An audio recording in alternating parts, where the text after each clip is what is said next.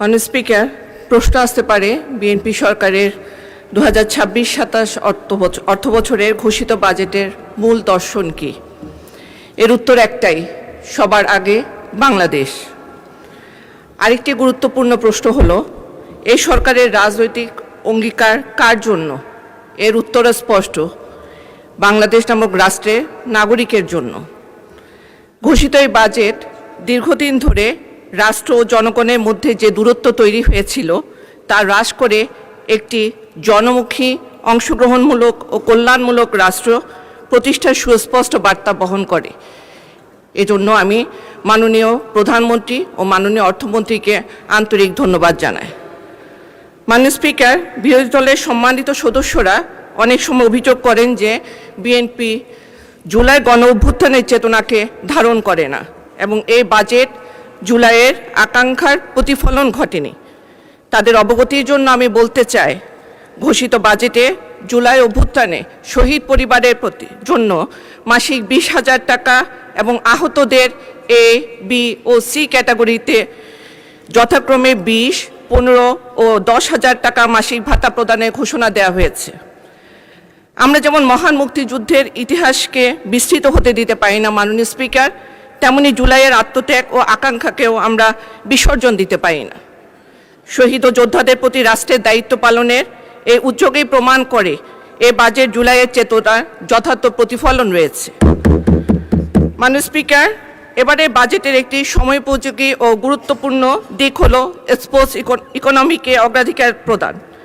এর আওতায় জাতীয় দলের খেলোয়াড়দের মাসিক সম্মানী প্রদান, নতুন করে স্পোর্টস প্রতিযোগিতার জন্য 200 কোটি টাকা বরাদ্দ, 12 থেকে 14 বছর বয়সী প্রতিভাবান ক্রীড়া শিক্ষার্থীদের জন্য বৃত্তির ব্যবস্থা এবং 64টি জেলায় 64টি স্পোর্টস ভিলেজ প্রতিষ্ঠার উদ্যোগ গ্রহণ করা হয়েছে। মাননীয় স্পিকার, খেলাধুলাকে শুধু বিনোদন নয় বরং একটি সম্ভাবনাময় ইন্ডাস্ট্রি হিসেবে বিবেচনা করে এই বাজেটে যে গুরুত্ব দেওয়া হয়েছে তা যুব সমাজের জন্য বিকাশ, কর্মসংস্থান সৃষ্টি এবং আন্তর্জাতিক অঙ্গনে বাংলাদেশের অবস্থান সুদৃঢ় করতে গুরুত্বপূর্ণ ভূমিকা রাখবে।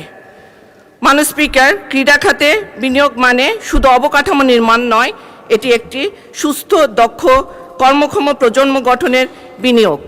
এই উদ্যোগ ভবিষ্যতে বাংলাদেশের স্পোর্টস ইন্ডাস্ট্রিকে একটি নতুন উচ্চতায় নিয়ে যাবে।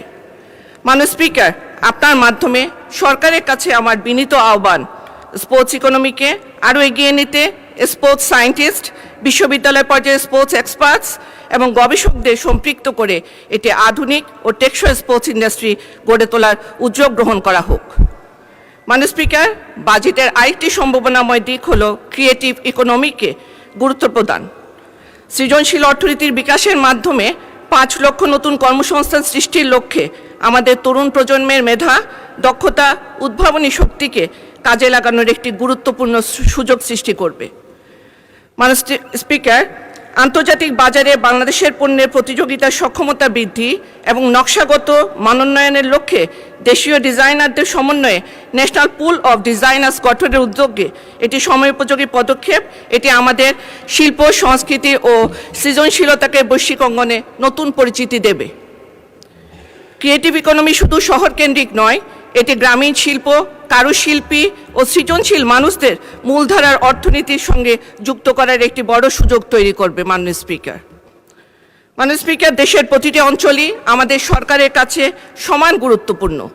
পার্বত্য চট্টগ্রাম বাংলাদেশের অবিচ্ছেদ্য অংশ এবং সেখানকার মানুষের উন্নয়ন ও জাতীয় উন্নয়নের অংশ। এবারে বাজেটে পার্বত্য চট্টগ্রামের উন্নয়নে বিশেষ গুরুত্ব দেওয়া হয়েছে। গত অর্থ বছরের তুলনায় এই অঞ্চলে বরাদ্দ বৃদ্ধি পেয়েছে 95 কোটি টাকা। প্রস্তাবিত বাজেটে পার্বত্য চট্টগ্রামের জন্য মোট বরাদ্দের মধ্যে উন্নয়ন খাতে রাখা হয়েছে 964 কোটি 64 লক্ষ টাকা। এই বরাদ্দ শুধু একটি সংখ্যা নয় মাননীয় স্পিকার, এটি শিক্ষা, স্বাস্থ্য, যোগাযোগ ও জীবনমান উন্নয়নের প্রতি রাষ্ট্রের অঙ্গীকারের প্রতিফলন। মাননীয় স্পিকার, এবারে বাজেটের অন্যতম প্রধান লক্ষ্য হল মূল্যস্ফীতি নিয়ন্ত্রণ এবং মানুষের ক্রয় ক্ষমতা পুনরুদ্ধার করা। এই লক্ষ্যে সরকারের কৌশল হল কস্ট অফ ডুইং বিজনেস কমিয়ে উৎপাদন ও সরবরাহ ব্যবস্থাকে আরও কার্যকর করা। ব্যবসা ও বিনিয়োগের ব্যয় হ্রাস, উৎপাদনশীলতা বৃদ্ধি এবং বাজার ব্যবস্থাপনায় কার্যকর পদক্ষেপ গ্রহণের মাধ্যমে মানুষের জীবনযাত্রায় স্বস্তি ফিরিয়ে আনার লক্ষ্য নির্ধারণ করা হয়েছে। মাননীয় স্পিকার, আপনার মাধ্যমে সরকারের কাছে আমার কিছু বিনীত প্রস্তাব উপস্থাপন করছি, যা বাস্তবায়িত হলে বাজেটের লক্ষ্য আরও কার্যকরভাবে অর্জিত হবে বলে আমি মনে করছি। মাননীয় স্পিকার, প্রথমত অর্থ মন্ত্রণালয়, পররাষ্ট্র মন্ত্রণালয় এবং সংশ্লিষ্ট দপ্তরের দক্ষ জনবল নিয়ে একটি বিশেষায়িত সেল গঠন করা প্রয়োজন, যা বিনিয়োগ বৃদ্ধি, বৈদেশিক ঋণ ব্যবস্থাপনা এবং আন্তর্জাতিক পর্যায়ে বাংলাদেশের ইতিবাচক ভাবমূর্তি তুলে ধরতে কাজ করবে। দ্বিতীয়ত, মূল্যস্ফীতি নিয়ন্ত্রণে কার্যকর বাজার তদারকি, কর ব্যবস্থার স্বচ্ছতা এবং দুর্নীতিমুক্ত প্রশাসন নিশ্চিত করতে হবে। পাশাপাশি একটি শক্তিশালী বাজেট মনিটরিং সেল গঠন করা যেতে পারে। মাননীয় স্পিকার, তৃতীয়ত, ইনফর্মাল ইকোনমির ক্রমবর্ধমান ভূমিকা বিবেচনায় নিয়ে ধাপে ধাপে এ খাতকে কর ব্যবস্থার আওতায় আনার উদ্যোগ গ্রহণ করা প্রয়োজন। মাননীয় স্পিকার, চতুর্থত, উন্নয়ন প্রকল্প বাস্তবায়নে কার্যকারিতা, স্বচ্ছতা ও জনকল্যাণকে সর্বোচ্চ অগ্রাধিকার দিতে হবে। পঞ্চমত, নগর ব্যবস্থাপনা ও সড়ক ব্যবহারের সংস্কৃতি উন্নয়নে সোশ্যাল সায়েন্টিস্ট, আরবান রিসার্চার্স এবং বিশেষজ্ঞদের সম্পৃক্ত করতে হবে। বিশেষ করে চালক ও ব্যবহারকারীদের জন্য প্রশিক্ষণ কর্মসূচি গ্রহণ করা প্রয়োজন। মাননীয় স্পিকার, ষষ্ঠত, ভূমিকম্প সহ সকল প্রাকৃতিক দুর্যোগ মোকাবেলায় আমাদের মানবিক বাজেটে আর্থকুয়েককে স্পেশাল ফোকাস দিয়ে আলাদা বরাদ্দ দেওয়া উচিত বলে আমি মনে করি। সপ্তমত, বাংলাদেশের জাতীয় ফল কাঁঠাল, কাঁঠালের জুস, উৎপাদিত আম, আমের জুস, ডাবের পানি ও অন্যান্য ফলজাত পণ্য অত্যন্ত পুষ্টিকর এবং জনপ্রিয়। এসব ফলের বাণিজ্যিক সংরক্ষণ ও প্রক্রিয়াজাতকরণে বিনিয়োগ বৃদ্ধি করা গেলে দেশের মানুষ সারা বছর সাশ্রয়ী মূল্যে পুষ্টিকর খাদ্য পাবে এবং রপ্তানির মাধ্যমে বিপুল বৈদেশিক মুদ্রা অর্জনের সুযোগ তৈরি হবে। তাই এ খাতের উন্নয়নে বাজেটে বিশেষ বরাদ্দ ও প্রয়োজনীয় পদক্ষেপ গ্রহণ করা জরুরি। মাননীয় স্পিকার, আমি বিশ্বাস করি এসব উদ্যোগ গ্রহণের মাধ্যমে এবারে বাজেট শুধু একটি আর্থিক পরিকল্পনা নয়, বরং একটি নিরাপদ, সমৃদ্ধ ও জনকল্যাণমুখী বাজেট বাংলাদেশের ভিত্তি হিসেবে প্রতিষ্ঠিত হবে। সবশেষে আমি বলতে চাই, রাষ্ট্র তখনই তার বাজেট সত্যিকার অর্থে সফল হয় যখন সে বাজেট কেবল হিসেব মেলায় না, বরং সময়ের চ্যালেঞ্জকে অতিক্রম করে এটি জাতিকে তার সম্ভাবনার দিকে এগিয়ে নিয়ে যায়। কারণ বাজেটের প্রকৃত শক্তি তার ব্যয়ের পরিমাণ নয়, বরং তা একটি জাতিকে কতদূর পর্যন্ত ভাবতে শেখায়, কতদূর পর্যন্ত ভাবতে শেখায়, কতদূর পর্যন্ত এগোতে সাহায্য করে, তার মধ্যেই নিহিত। মাননীয় স্পিকার, আমার রাজনৈতিক দল বাংলাদেশ জাতীয়তাবাদী দল বিএনপি আমার মরহুম পিতা জনাব সৈয়দ ওয়াহিদুল আলমকে চট্টগ্রাম 5 আসন থেকে বারবার মনোনয়ন প্রদান করেছিলেন। তিনি জনগণের ভালোবাসা ও ভোটে নির্বাচিত হয়ে এ মহান সংসদে। ধন্যবাদ মাননীয় সদস্য।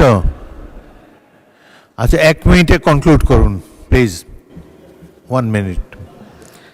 তিনি জনগণের ভালোবাসা ভোটে নির্বাচিত হয়ে মহান সংসদের হুইপ ও সংসদ সদস্য হিসেবে অত্যন্ত নিষ্ঠা ও সততা, দায়িত্বশীলতার সাথে দায়িত্ব পালন করেছিলেন।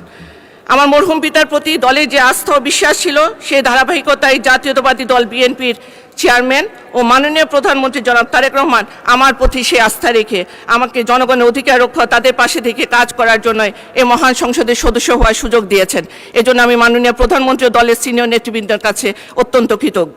মাননীয় স্পিকার, আমি গভীরভাবে শ্রদ্ধার সাথে স্মরণ করছি স্বাধীনতার ঘোষক শহীদ প্রেসিডেন্ট জিয়াউর রহমান, দেশমাতা বেগম খালেদা জিয়া, আরাফাত রহমান কোকো, মহান মুক্তিযুদ্ধের সকল শহীদ, পিলখানার শহীদ, শাপলা চত্বরের আলেম ওলামা এবং 2024 সালের গণ অভ্যুত্থানের সকল শহীদদের। আমি তাদের আত্মার মাগফিরাত কামনা করছি। মাননীয় স্পিকার, আমার নির্বাচনী এলাকা চট্টগ্রাম 5 সাধারণ মানুষ আজ কিছু সামাজিক ব্যাধির কারণে গভীর উদ্বেগের মধ্যে রয়েছে। মাদক সেবন, মাদক ব্যবসা, জুয়া এবং কিশোর। ধন্যবাদ মাননীয় সদস্য।